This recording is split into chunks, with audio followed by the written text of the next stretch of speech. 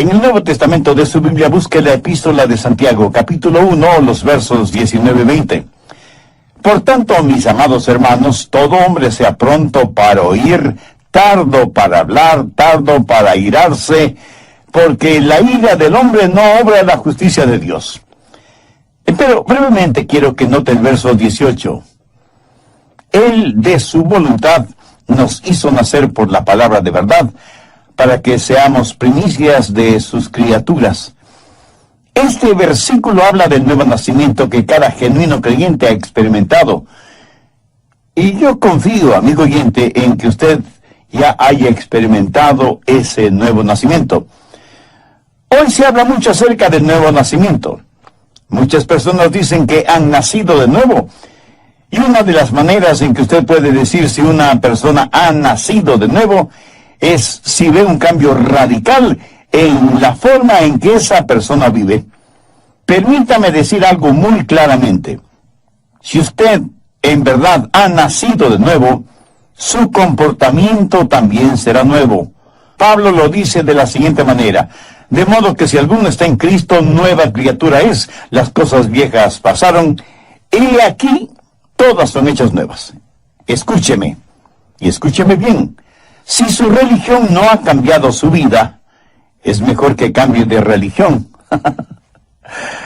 Porque la religión bíblica, si así podemos llamarla, debe cambiar su vida. Así que Santiago 1:18 habla del nuevo nacimiento, y en el verso 19 se habla del nuevo comportamiento.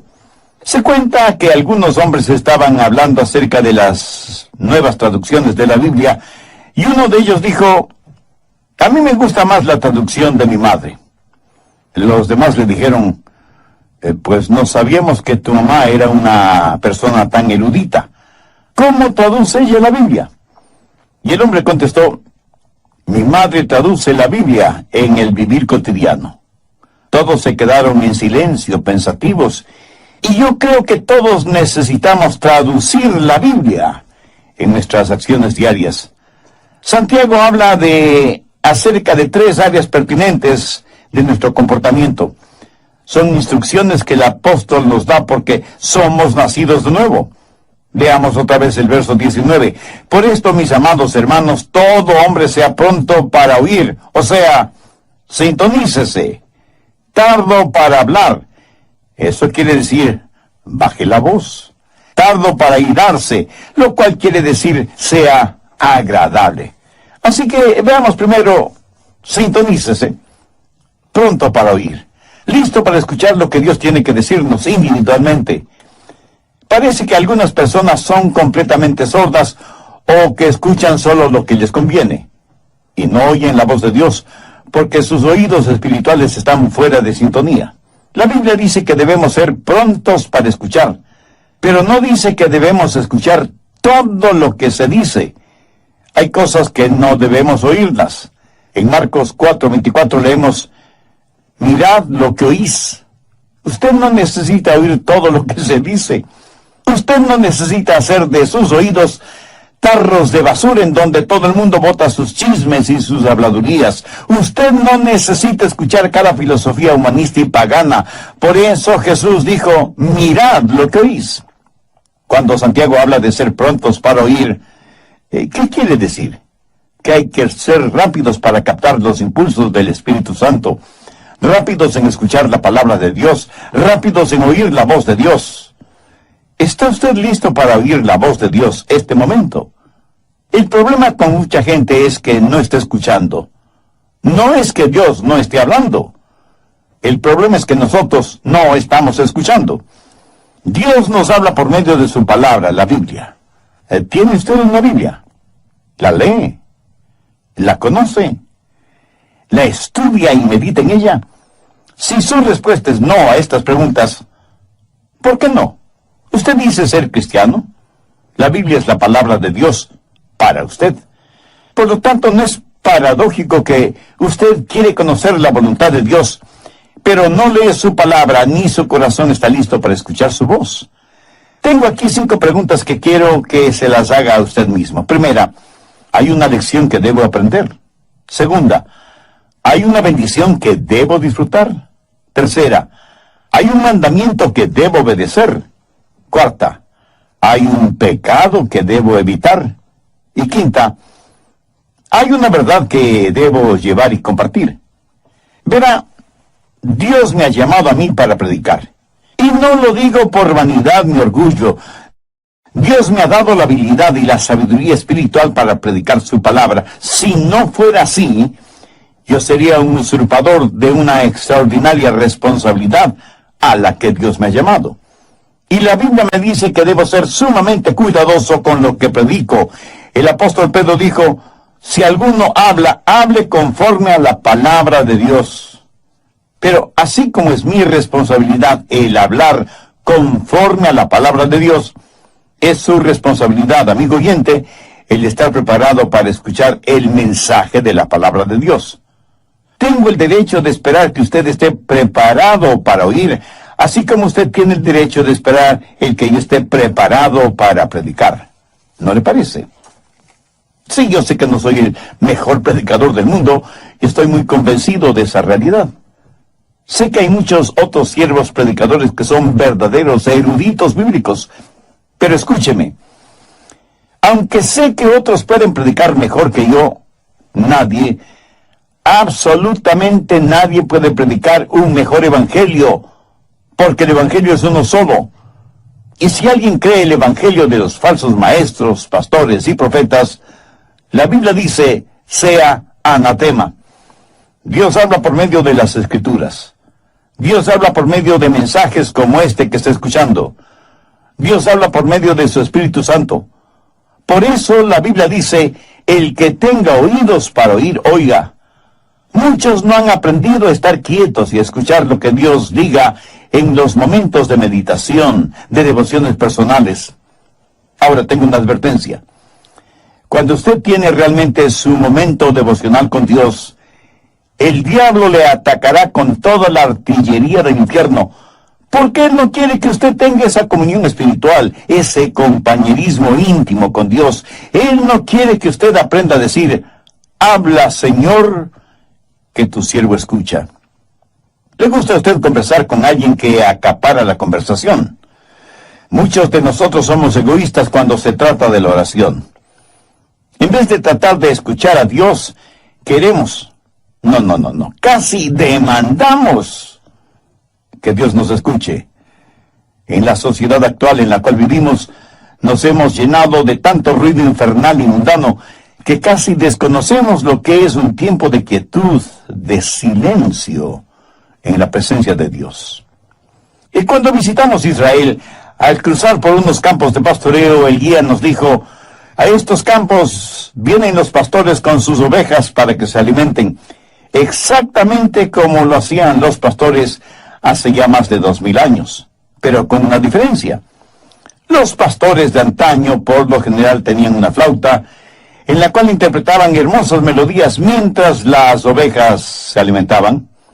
Hoy en día tienen radios transistores y iPods para escuchar lo que se les antoja escuchar, sea bueno o malo. Y yo, sonriendo, pensé, si David hubiera tenido uno de estos modernos inventos, estoy seguro que no hubiera escrito el Salmo 23.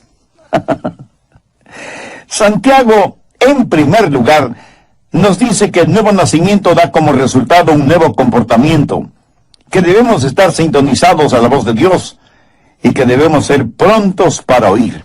En segundo lugar, dice que debemos ser tardos para hablar. No solo que debemos estar sintonizados, sino que debemos pensar antes de hablar. ¿Por qué? Porque la verdad es que en general hablamos demasiado. Abrimos muchas cosas por equivocación, pero no tan frecuentemente como la boca. Es como si el apóstol estuviera diciendo, no hablen tanto como están acostumbrados a hacerlo. Busque Proverbios 10:19. En las muchas palabras no falta pecado, mas el que refrena sus labios es prudente. Matemáticamente existe la posibilidad de que mientras más hable, más pronto está a pecar con su boca. En Proverbios 17:27 y 28 leemos, el que ahorra sus palabras tiene sabiduría, Aún el necio cuando calla es contado por sabio. El que cierra sus labios es entendido. Muchos de nosotros nos metemos en problemas cuando hablamos. Por eso es mejor tener la boca cerrada. Eclesiastés 5:3 dice, porque de la mucha ocupación viene el sueño, y de la multitud de palabras la voz del necio. Mientras más una persona habla, a veces más proclama la necedad de su corazón. Alguien dijo que es mejor tener la boca cerrada y dejar que los demás piensen que uno es un tonto, que comenzar a hablar y remover cualquier duda al respecto. Los rabinos suelen decir y señalar que el hombre tiene 2 oídos y una boca. Los oídos siempre deben estar abiertos y la boca cerrada, reteniendo en esa bóveda, tras los barrotes de marfil que son los dientes, a la lengua. Debemos escuchar 2 veces más de lo que hablamos, pero la realidad es todo lo contrario. Mateo 12:36. Mas yo os digo que de toda palabra ociosa que hablen los hombres, de ellas darán cuenta en el día del juicio. Escuche, Jesús no está diciendo que no debemos tener conversaciones agradables o compartir un momento de humor sano. Él habla de palabras improductivas, denigrantes, hirientes, groseras, maldicientes. En Santiago 2:17 leemos, así también la fe, si no tiene obras, es muerte en sí misma. La palabra muerta en este versículo es la palabra ociosa de Mateo 12:36. ¿Qué quiere decir esto? Que es improductiva, que no contribuye para nada, que es desanimadora en vez de edificadora. Prácticamente lo que Jesús dice es que si las palabras que decimos no ayudan, no edifican, sino que más bien son destructivas, y que de cada una de esas palabras daremos cuenta en el día del juicio. Aún el humor adecuado puede ser usado para romper el hielo en cualquier reunión, y puede ser agradablemente beneficioso. Pero el humor usado como burla o sarcasmo es denigrante. Dios no quiere que seamos agresivos ni groseros usando el humor. A veces hablamos de las cosas sagradas con labios mundanos y profanos. En el capítulo 13 de Mateo, los fariseos habían acusado a Jesús de que echaba fuera a los demonios por el poder de Beelzebú, el príncipe de los demonios. Por eso Jesús dio una advertencia. No es una advertencia contra palabras sabias y edificantes, sino contra palabras acusatorias dichas seriamente. ¿Ha pensado alguna vez en el daño que causan las palabras necias?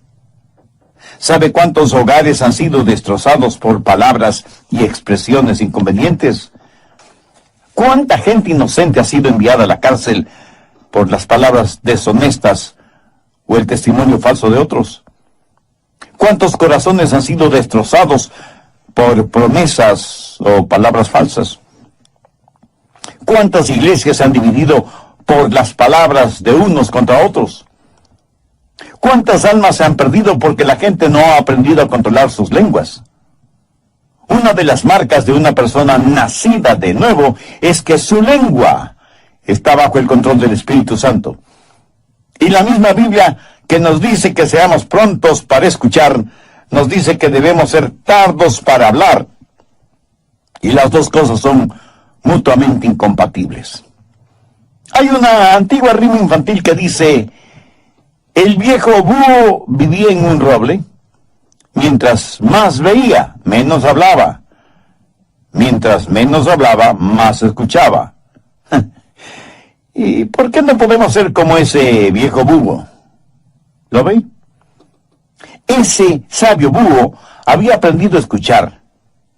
Muchos de nosotros nos asombraríamos de saber lo mucho que hablamos, y nos asombraríamos mucho más al saber que podemos hacer mucho bien a los demás, con menos de la mitad de lo que dijimos en todo el día.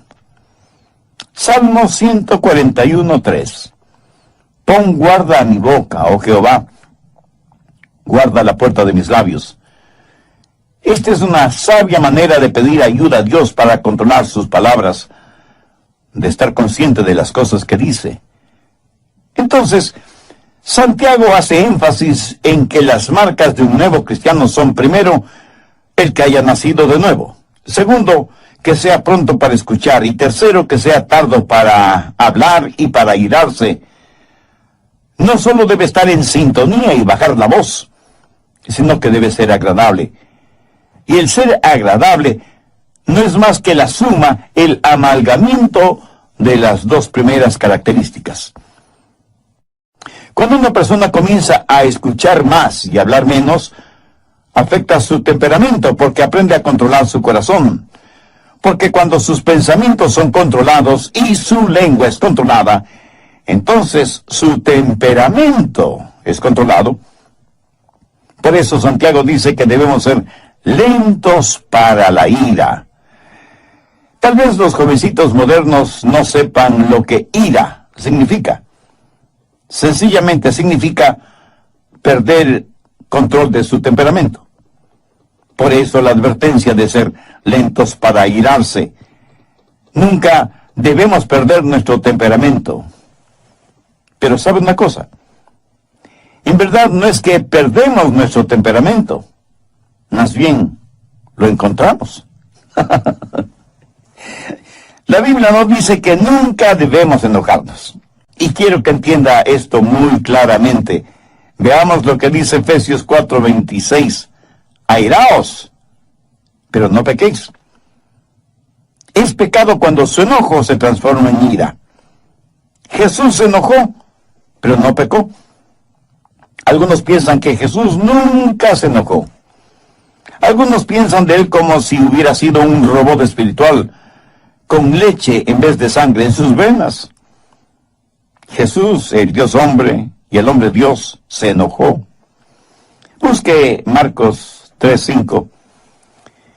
Entonces, mirándoles alrededor con enojo, entristecido por la dureza de sus corazones, dijo al hombre: extiende tu mano. Y él la extendió, y la mano le fue restaurada, sana. ¿Lo notó? Lo que enojó a Jesús fue la dureza del corazón de ellos frente al dolor y la necesidad de otros seres humanos. Ahora escúcheme muy atentamente. Algo no está bien con usted si es que algunas cosas no le enojan. Pero tenga cuidado. La Biblia dice, airaos, pero no pequéis. Y el apóstol Santiago dice que debemos ser lentos para la ira, porque en general es muy fácil para nosotros el hacer desaparecer los límites de una indignación justa con nuestras irritaciones personales. Recuerde que la ira de los hombres no obra la justicia de Dios, porque nuestras iras son irracionales, y aquello que es irracional no puede jamás ser justo. Solo Dios es justo. Su justicia demanda el castigo de nuestros pecados, pero su amor nos redime y protege. Somos criaturas que todo lo racionalizamos. A nuestros viles temperamentos los llamamos indignación santa. ¿Sabía que usted puede ser bueno y malo, malo y bueno al mismo tiempo? Veamos esto de bueno y malo. Asegúrense de que los siguientes tres elementos estén presentes. Primero, que su enojo sea por una razón justa. Verá, por lo general nos enojamos cuando nos empujan, o cuando creemos que nuestros derechos no son quitados, o cuando alguien nos ofende, o alguien se mete bravuconamente delante de nosotros en una fila. Ah, cómo nos enojan esas cosas, ¿verdad? Ahora, aunque en la Biblia leemos que Jesús se enojó, su enojo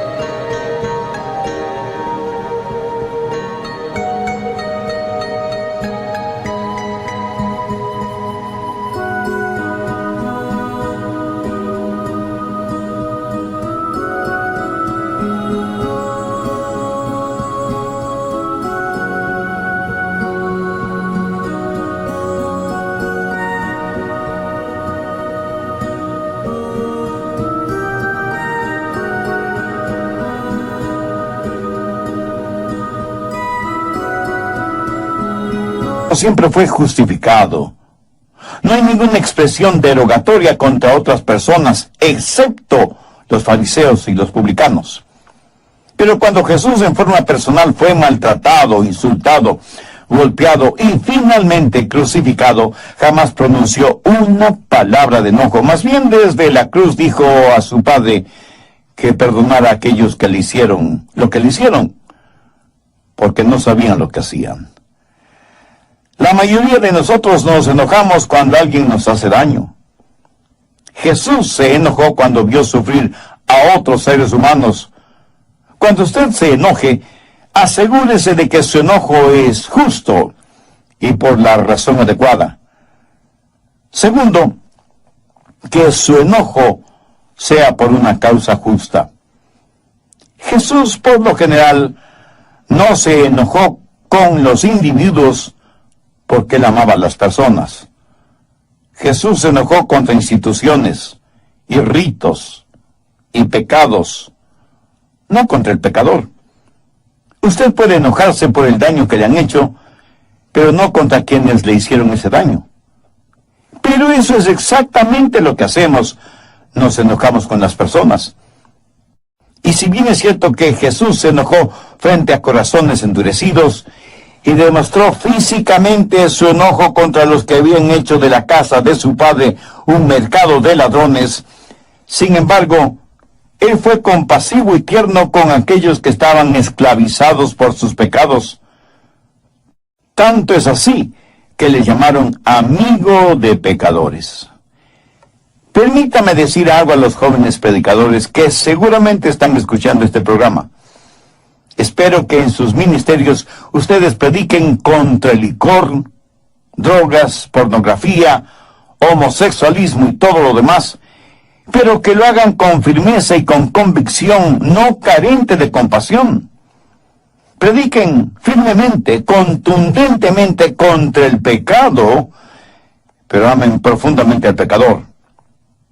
Enójese, sienta iras contra el pecado, pero ame sin restricciones al pecador.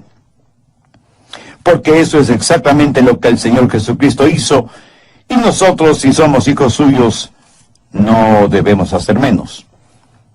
Jesús se enojó por la razón justa y por la causa correcta.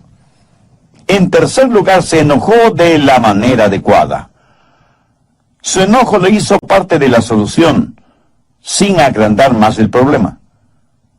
Mi amigo, cuando usted pierde su temperamento, de ninguna manera podrá ser parte de la solución, sino que se vuelve parte del problema. Recuerde que, como dice Santiago, la ira del hombre no obra la justicia de Dios. Cuando es el enojo de Dios, cuando el enojo es santo, entonces la justicia de Dios hará su obra. Es mejor aprender que cuando levantamos nuestra voz, también debemos levantar nuestras manos y hacer algo acerca de la situación. No se requiere ser muy inteligente para criticar. Cualquiera puede hacerlo. La Biblia dice que debemos ser lentos para la ira. Al respecto, tenga mucho cuidado, porque hay muchas formas de disipación que pueden hacer daño a su testimonio, matar su influencia y revelar su carácter, mucho más que su enojo o su temperamento tipo fósforo. ¿Quiere que le diga lo que la Biblia dice acerca de su temperamento? ¿Y qué es lo que eso prueba acerca de usted? Si usted tiene un fusible cortito, si usted es la clase de persona que explosiona por cualquier cosita, primero, usted es una persona que tiene una mente necia. Busque Eclesiastés 7:9. No te apresures en tu espíritu a enojarte, porque el enojo reposa en el seno de los necios. Y no vaya por ahí haciendo flamear su orgullosa superioridad intelectual, porque la Biblia dice que si usted es dado al enojo, usted no es nada más que un necio. Segundo, usted es una persona de carácter débil. Proverbios 16:32. Mejor es el que tarda en airarse que el fuerte, y el que se enseñorea de su espíritu que el que toma una ciudad. Algunos piensan que ser rápidos para enojarse y tener un temperamento violento es una señal de fortaleza. Algunos son verdaderos bravucones en sus casas, rompiendo y tirando las cosas al suelo, golpeando a sus esposas e hijos, manejando su vehículo como un verdadero maniático cuando otro vehículo se le cruza súbitamente en la carretera. Lo que usted considera una señal de fortaleza, en realidad es un signo de infantilidad, de falta de madurez. Actúa como un bebé con un ataque temperamental. ¿Qué es lo que dice Eclesiastés 16:32? Mejor es el que tarda en airarse que el fuerte, y el que se enseñorea de su espíritu que el que toma una ciudad. Cuando usted se enoja y pierde el control, está abriendo la puerta a toda clase de pecados que normalmente no los cometería. Dice cosas que usted sabe que no debe decirlas, y hace cosas que usted sabe no debe hacerlas. Busque Proverbios 29:22. El hombre iracundo levanta contiendas, y el furioso muchas veces peca. Cuando usted está furioso, sus pecados se van a multiplicar más de lo que usted piensa. Hará cosas negativas que ya no podrá deshacer. Dirá palabras que usted haría lo que fuera para no haberlas dicho. El momento que usted pierde su ecuanimidad mental, pierde el control de sus palabras y de sus acciones. Pero esto no le disculpa ni justifica delante de Dios. El hombre iracundo levanta contiendas y el furioso muchas veces peca. Alguien dijo que el enojo es como una piedra lanzada contra un nido de avispas. La analogía es clara y contundente. Sea iracundo y furioso, y se verá atacado por toda clase de pecados o transgresiones. Ahora, ¿cómo enfrentar, cómo manejar el enojo? Pues empiece tratándolo como lo que es: pecado. ¿Sabe que algunas personas se enorgullecen de su temperamento volátil?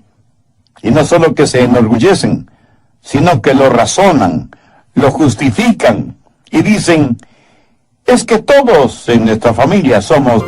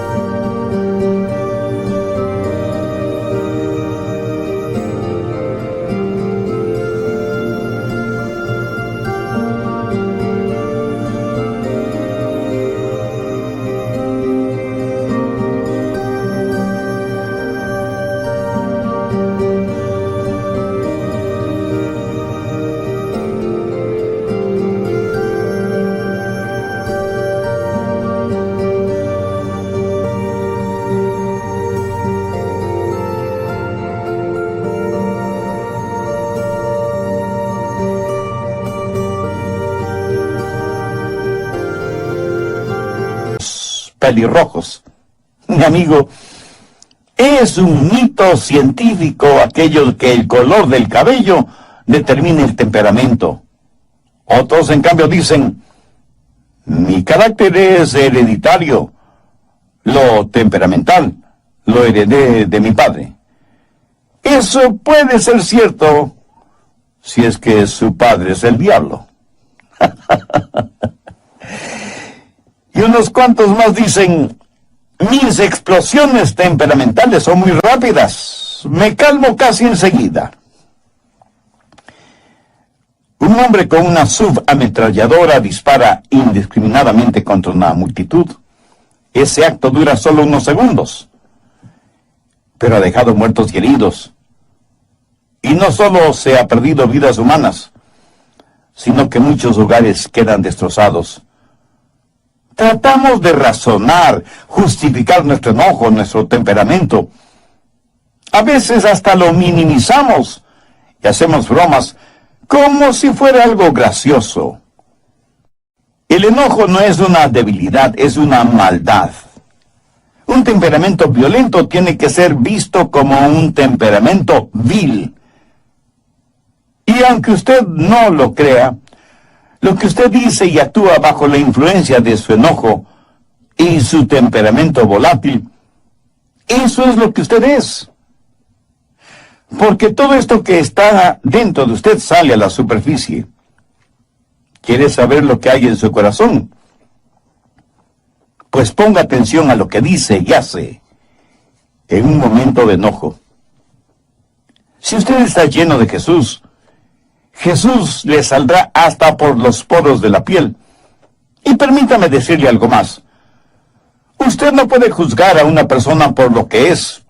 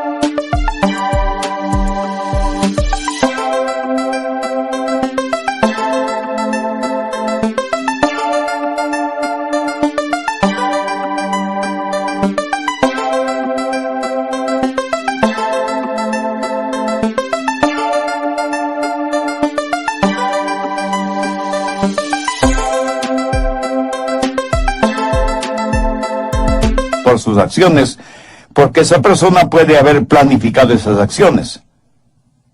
Pero mire sus reacciones a las cosas que no ha planificado, y usted sabrá con toda certeza de qué está llena esa persona. La única manera de controlar un temperamento descontrolado es teniendo el corazón lleno de Jesucristo.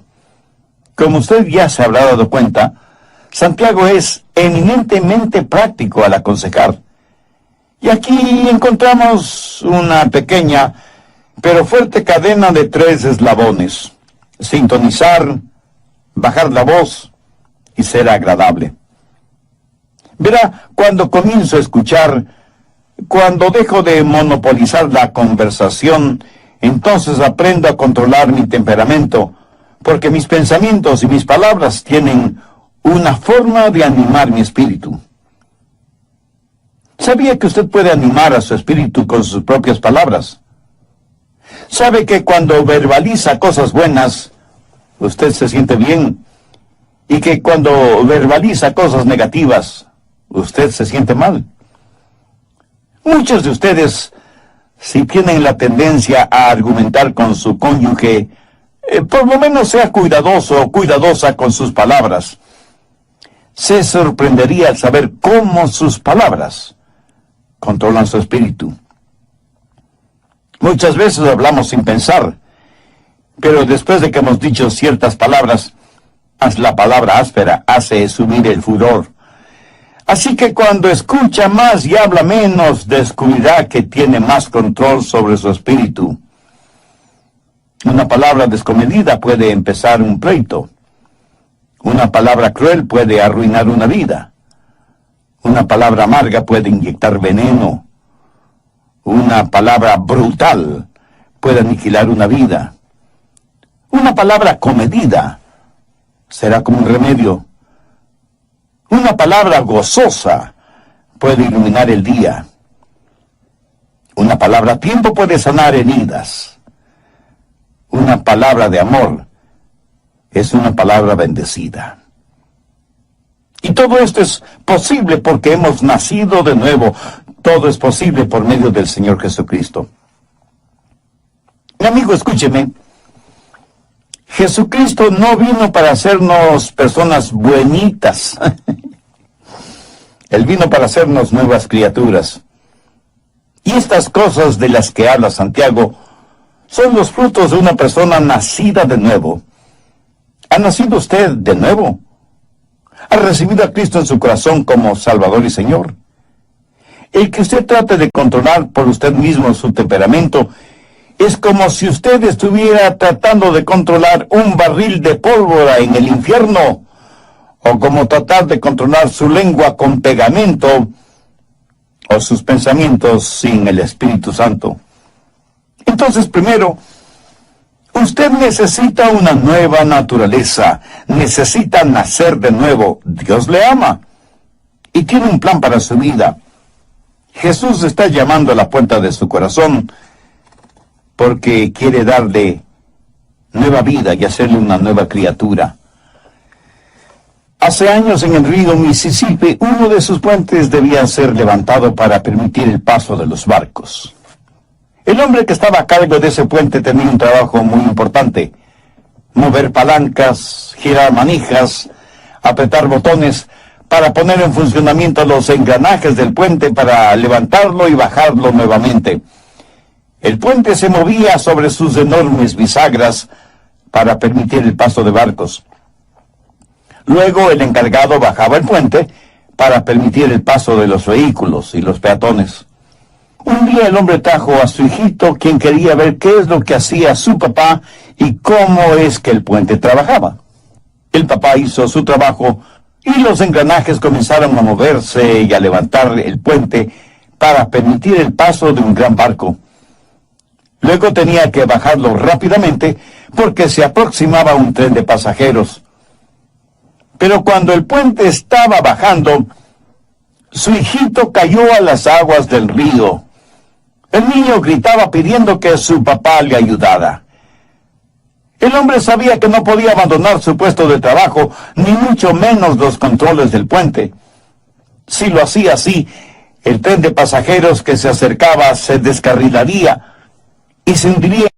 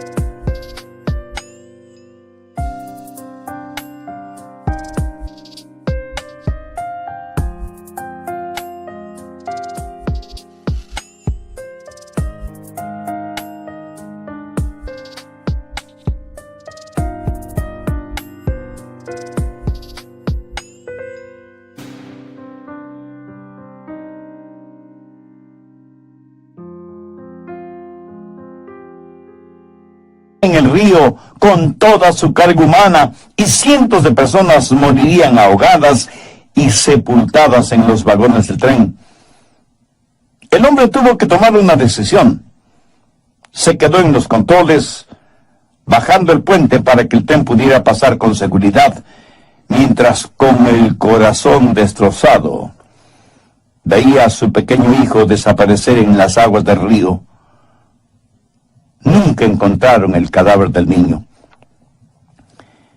Y cuando escuché esta historia, pensé en todas las personas que estaban en el tren, que vieron al hombre manejando los controles del puente, que agitaron sus manos y le sonrieron, y que nunca supieron el precio que ese hombre tuvo que pagar para salvarles.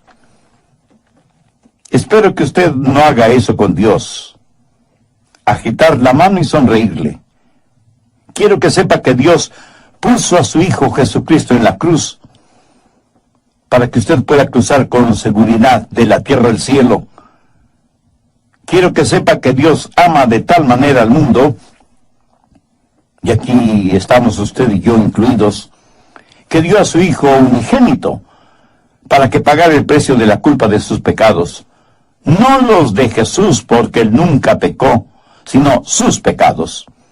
Para que usted sea salvo, si deposita su fe y su confianza en Él. Dios le ama y quiere salvarle, y por eso le ha permitido a usted escuchar este mensaje, y a mí me ha permitido el comunicárselo.